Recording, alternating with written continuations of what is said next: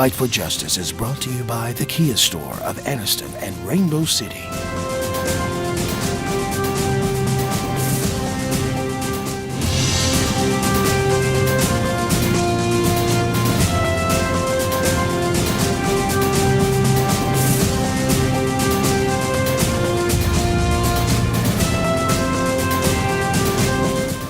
All right, welcome to the show.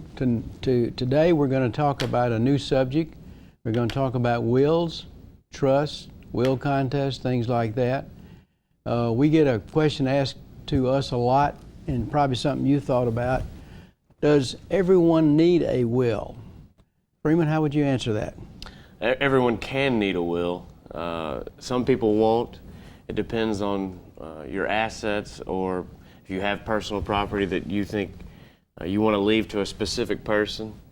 If you have small children, you might need a will to name a guardian for them.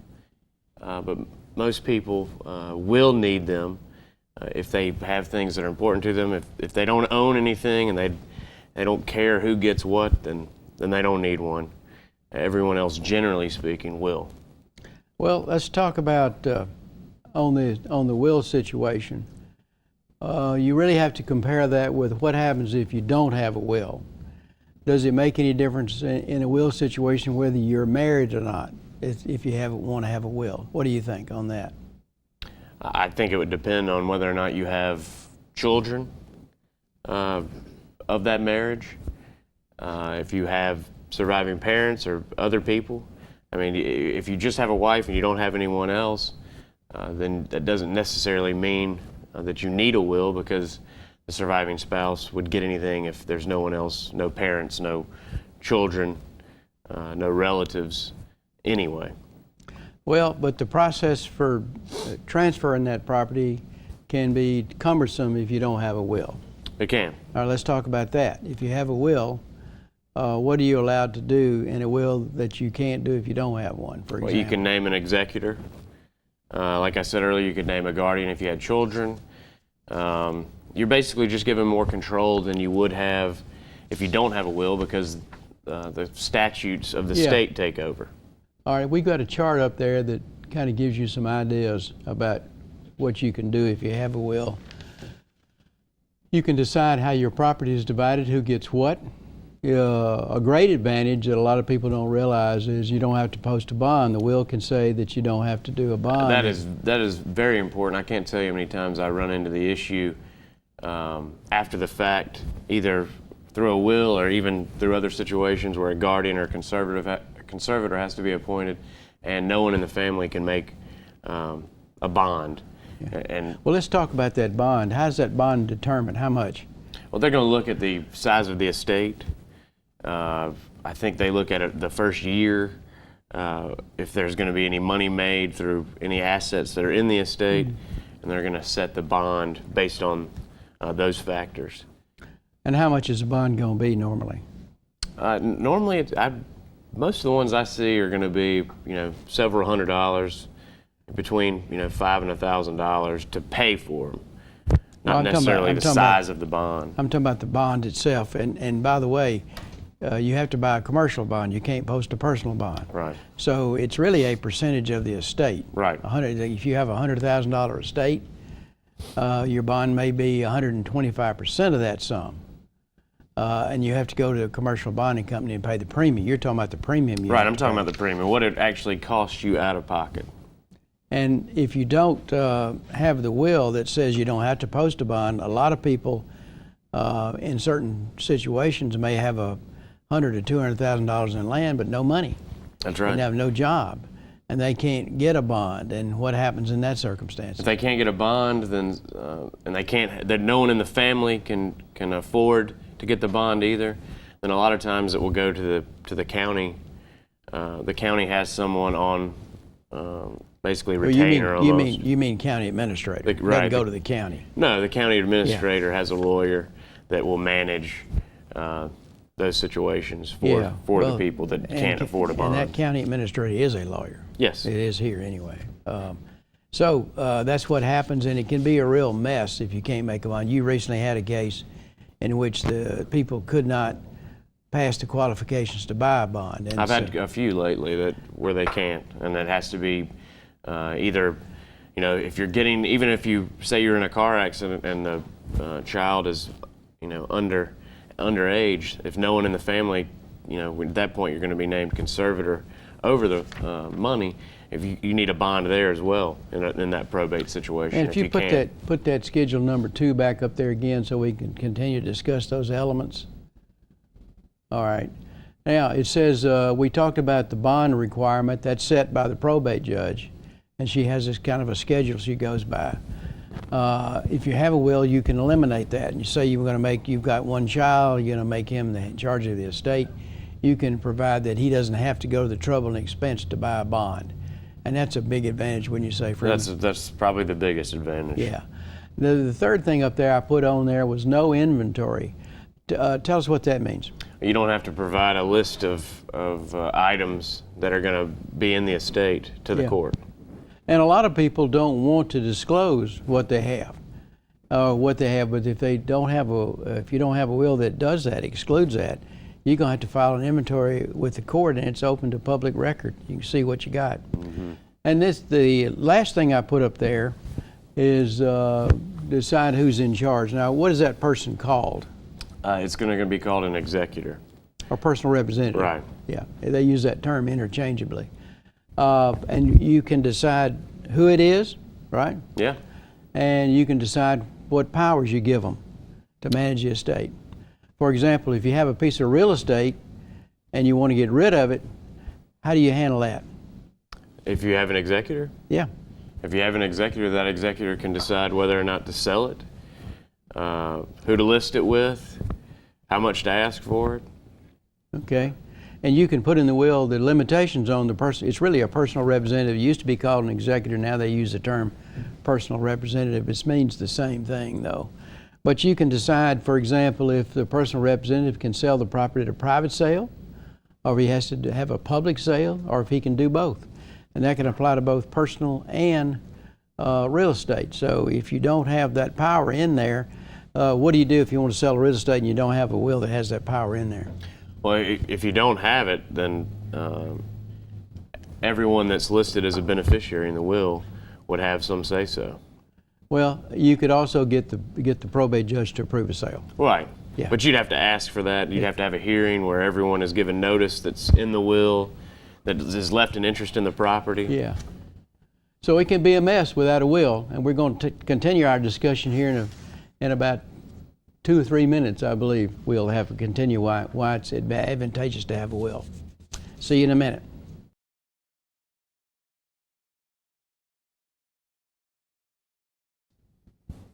Okay, welcome back. We're continuing our discussion of the advisability of having a will as opposed to not having one. About 20 years ago, there was a development in the law on wills, providing that wills can be self-proving. Freem, would you tell our audience what that means? It means that you don't have to, if it's signed by 2 witnesses, then it's basically deemed that it is proof that it's a real will. No, I'm talking about making it self-proving, though. Let me just interject here at the point. Wills in Alabama require 2 witnesses, and they require a notarization of the testator, the person making the will. In some states, that's different. You have to check with the states that you're in, but to go to the next step and make it self-proving, what do you have to do? I believe you have to have it signed by 2 people. Well, they have to be notarized, right. too. There's another step in there. They have to they notarize the signatures of the 2 witnesses as well. That's how you can make it self-proving. And what's the advantage to having a self-proving will? Well, that you don't have to prove that it's real. Unfortunately, if one of those people that's witnessed the will dies, then you have to come back and have people that know them come and testify that that's their handwriting, but generally it just makes the process a lot easier. Well, let's talk about why it makes it easier. When you have a will, there's nothing to do with that will until that person dies. Then you file a petition to probate the will. And if you have a self-proving will, generally you don't have to have a hearing to have it admitted to probate because the requirements are met. But if it's not self-proving, you're going to have a hearing. And if you have to have a hearing, then you have to have the witnesses come to the probate court to testify about the legitimacy of the will. You can eliminate that step, and you can eliminate some legal expense, unfortunately, but you can, to get that will admitted to probate. So that's a real advantage. And in fact, I would say this, if you have an old will, you need to have it looked at. If it say it's over 15 or 20 years old, you need to take it to your lawyer and make sure it's self-proving, because there's no reason not to make it self-proving. It can save you some time and money to have that done. And to update your will is one of those things you want to do. I've had, in my time, I've had people who've done a will and they get mad at somebody in the family and then they want to change it and cut them out. Now they can do that. We're going to talk about the capacity to make a will in a second. But anyway, on this, if you don't have a will, and we go to slide 3, we go down that list of things that what happens if you don't have a will. All right, it's up on the screen now. Oh, that's a misspelled word. It should say state makes one for you. And what does that mean, it makes one for you? What happens if you don't have a will? Well, you're going to follow the state statutes, and they're going to look at whether or not you have children, whether or not you have parents that are alive, if you have a surviving spouse, and they're going to use that information to find the right statute that'll lay out who gets what. Yeah, for example, you would think that if you have a will and children, or if you have a wife and children rather, and you don't have a will, that your wife might get all of it. That's not true. That's true. The law provides it's divided between the wife and the children, depending on what kind of property it is, real estate or personal property. And that might not be the way you want to do it, especially if you have young children. What happens if you have young children, say under the age of 19? What happens to your assets that go to them? Well, they need someone to be in charge of them. That's right. So you got another problem there, and we call that person a custodian, don't we? Yeah, or I mean, you know, they could have, if there's no surviving spouse, they could have a guardian, they could have a conservator. What's the difference between a guardian and conservator? Because that sometimes can be confusing. A guardian would just be over their general welfare. Over the person. Right. Over a conservator will be over any assets that they have. Over their property. So if you have property that's inherited by a minor, they have no legal capacity to receive that property. So you have to go back into probate court again and have a conservator appointed to manage and hold their property until they become of age. That will also require a bond as well. Yeah, it's another hassle. Several years ago, I had a automobile accident case in which the beneficiary of the wreck proceeds was a minor. And the minor cannot receive that money. There are some statutes that provide, depending on how much it is, that you can pay the parent of a minor, like $5,000 up to is one of them. But if there is more money than that, then you have to get a conservator appointed. And in this case, we had a minor who was, I believe, 10 or 12 years old, and we tried to get a conservator appointed, and she wouldn't qualify for a bond. So we couldn't pay the money to her. So what in the world did we do with it? We left it with the clerk of the court, and we got court approval and directives for how that money was to be invested until she got to be 19. So it was almost 10 years later before she could ever get paid the money when she turned 19. And of course, that's another problem with children and wills. You may have a child or a grandchild who is not capable of managing money. So do you want to leave them a big pile of money or a piece of property for them to manage when they're 19? Probably not. You can delay that if you have a will. You can put it in a trust. And you can protect them from their own lack of knowledge or lack of ability by doing that. So anyway, if you go back to chart number 3, we'll continue with that discussion. We talked about a bond earlier.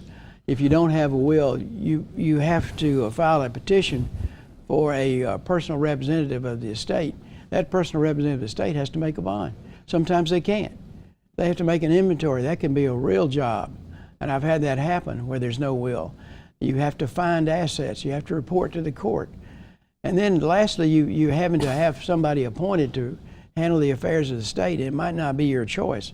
And you might have multiple people attempt to be named in charge. That's right. You can have different people apply for that position to manage the estate.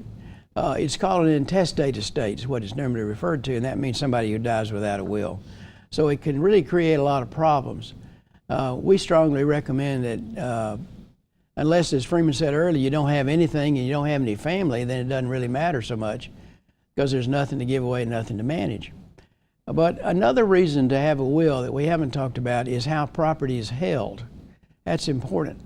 For example, if you and your wife own a property jointly with a deed, real estate, they hold title to it jointly with the right of survivorship, it automatically passes to the other spouse upon that death, just with a death certificate. You don't have to have anybody convey it to you. You may do a will, or a deed rather, and record it just to show that transfer of that has happened. But it's not part of the probate estate, and the personal representative doesn't have to really do anything about that. You automatically get it. The same thing can happen with bank accounts. You can list somebody as payable on death, POD they call it. And that way that person can inherit whatever money is in that account if that's what you want. The other way, of course, is to set that bank account up jointly with the right of survivorship. And upon the death of one of the two people, then it goes to the other one. And that's either Jane or Bill, could be the way it was done. They could each own the account. If you have an account that says and, A and D, that's significant too, because that doesn't mean it goes to the survivor necessarily. So you can actually have property pass to somebody without a will, and you don't have to go through all this process. Some people do that. We always recommend husband and wives do joint deeds, just jointly with the right of survivorship. Bank accounts can be the same way, and then you don't have to go through some of the hassle. But suppose a husband owns a lot of stocks and bonds. It is a job to transfer those stocks and bonds to the survivor. So then you need a will, you get a personal representative. It's easy to do that. If you have a will, get it probated, and then that person who's a personal representative can transfer those stocks to where you want them to go. So there's some other real advantages to doing that. All right, we're about to break now for another couple of 3 minutes, and we'll be right back and talk about will contests. Thank you.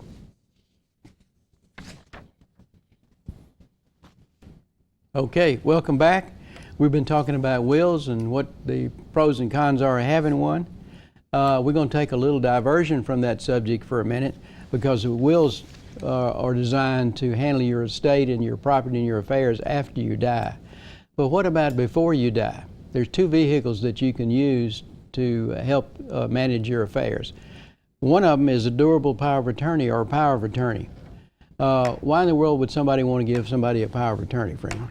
Well, just in case they become unable to make decisions, it just provides an easier way for their assets to be taken care of by whoever they trust. Well, let's talk about the difference between a regular power of attorney and a durable power of attorney. What's the difference between those two? A durable power of attorney will cover almost everything, where a regular power of attorney you can do specifically to be in charge of specific things. A durable would be more all-encompassing. Well, the real distinction with a durable power of attorney is it continues in force if you become mentally incompetent, you lose your mind, you can't think anymore, you got dementia, any of those diseases. But it allows it to continue. A regular power of attorney, however, becomes void once you are voidable once you lose your mind, so to speak, and you can't manage your own affairs. It becomes null and void, and it's very dangerous to deal with anybody under power of attorney where that person is sick, hospital-ridden, or whatever. But if you get a durable power of attorney, it means that it continues even if you lose your mind, so to speak. So that's the real advantage. They both can do the same thing, that is to manage your property. And if you have a power of attorney, you get to put in there what it is that you want the power of attorney to be, have the powers that you want the person to have. You know, you can limit it. You can say it deals with one issue only, like the management of my farm or the management of my business. Or you can make it general where it covers everything about your personal affairs. You give that person the authority to do any and everything. So we recommend them. We do them all the time. We always make them durable so that nobody can question the validity of what that person does who's acting on your behalf under a durable power of attorney. You always want to give it to somebody you trust, a family member or a relative of some kind that's got good judgment. You don't ever want to give one to somebody who's a minor. The other vehicle that we're going to talk about briefly is to manage your affairs while you're living is a trust. And a trust is a document that creates, Freeman, talk a little bit about the trust aspect. It's similar. You'd name someone basically to manage. It can be general or it can be specific. And they would just basically be put in charge to manage those assets or that fund, that charity, whatever it would be, until whoever you've left it to obtains a certain age where you've said, hey, when they turn 30, they can be put in charge of this stuff, or when they've turned 21, whatever you'd like to do. Well, not only that, but you can also say, if you have suppose you have a child that's disabled. They can't manage their affairs. They have some mental disability. You create a trust, put some assets in it, appoint a trustee to manage it, and they take care of the situation, whatever happens to you. It's in a trust. A trust can be created in your will, or it can be created outside the will while you're living, called a living trust. It can be revocable, it can be irrevocable. Depends on what your goals are. But it's a good way to have some protection for those that need to be protected. By creating a trust. You can make simple or complex. Now, we won't spend any more time talking about that. So let me talk about the probate process for a minute. Freeman, you talked about that a little bit earlier. You have to file a petition to probate a will. What is the process once that occurs? Well, I think a couple things I'd like to cover first, Okay. just because I get asked about them all the time, or who can have a will probated, how long they have. The statute says you've got 5 years to have a will probated. And the other question is who can do it? Generally speaking, the executor can do it. An interested person, anyone that's been left anything, a devisee, can have the will. If they have a copy of the will, can have it probated. If they're not happy with if the executor is not doing it as quickly as they'd want, they can. If they have a copy of the will, they can go ahead and start the process. And how long does it take to probate a will? It takes 6 months once you've get it admitted to probate and you have to run an ad in a local paper to give creditors notice that this person has died and their will has been admitted to probate, so they can have 6 months to file a claim. If you mean if somebody is owed money by this person who's died? That's right. They have to be given notice in the newspaper and also contacted directly. So if you know about them. Yeah, if you know about them, and file a claim against the estate. And then those claims become a lien against the estate and against property in the estate until it's resolved some way or another, right? Right, and then you can close it out once those are resolved, or if there aren't any claims made in those 6 months, then you can close it out then. So that's another step in the process. Again, we recommend you have them. Recommend they be self-proving. We always recommend that couples, especially older couples, have durable power of attorney to each other. The chances are that you'll have some disability before you die. A lot of people have strokes and that sort of thing, and they just got to be prepared for that. Even young people have strokes. I've heard of people 30 and 40 years old having a stroke. So it's not unadvisable or inadvisable for young people to have one. And we usually couple those with a living will as well. Yeah, let's talk about a living will. What is that? That basically leaves instructions for your children or your spouse or your family members on what you'd like to have happen if you become incapacitated, if you're in an accident that severely injures you and you're on life support, for instance. Do you want them to basically, to put it coldly, pull the plug, or let me keep fighting, or however you look at it. It gives somebody the authority to make That's those right. decisions for you. It's hard to do, but it's a good idea to do it. Or gives them instructions to tell them, so you don't have children fighting over what to do. By the way, we should mention at this point, since we do a lot of personal injury cases, that if somebody's in a wreck and they're killed, oftentimes we run in a situation where they don't have a will. So we have to have somebody filed to be administrator of their estate. That's what you call it when you don't have a will. Mm-hmm. And that administrator can be virtually anybody that the court will approve, even though they have a schedule for who should get priority over that. But when somebody dies, we can't file a lawsuit or even negotiate a settlement of a claim without there being somebody in charge of the estate. So that's the first thing we do, is get an administrator appointed, and then it allows us to proceed. It's also true with a minor. A minor can't bring his own lawsuit. He has to do it through a parent or guardian. You have to get that appointed if it's necessary. So those are technical steps that have to be taken in the personal injury context. One last subject we want to cover. Suppose you are the beneficiary or you thought you were the beneficiary in a will, and somebody in your family, maybe one of your parents, and they cut you out.